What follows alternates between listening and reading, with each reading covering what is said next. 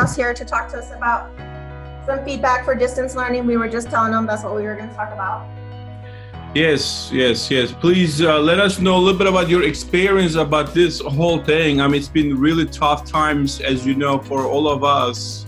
And you went through that too. That's why you're really here to talk a little bit about, and also want to hear some others say the same thing. So I think at least the hardest thing has been getting student participation. That's been really difficult, getting students to participate. I think for the most part, teachers have been really on board with what to do and how to post it and when to post, how to grade. But I think the hardest thing is getting kids to get online and do the work and hold them accountable if they don't.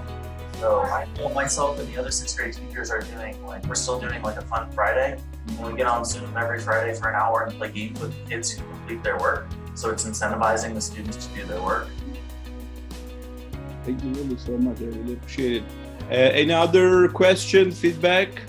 Miss Molina, I don't see you. I see everybody else here. I'm here, sir. I have one thing for Mr. Oh, you're there Strauss. too. Okay, all right. I'm here. I do have one thing for him.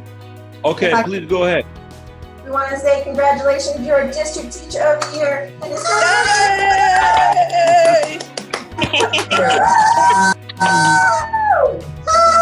Oh my gosh, thank you so much.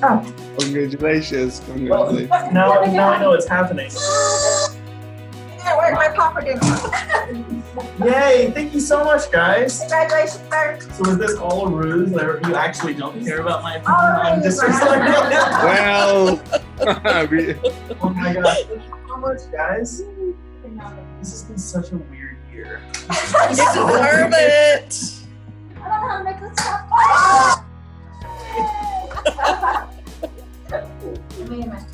congratulations.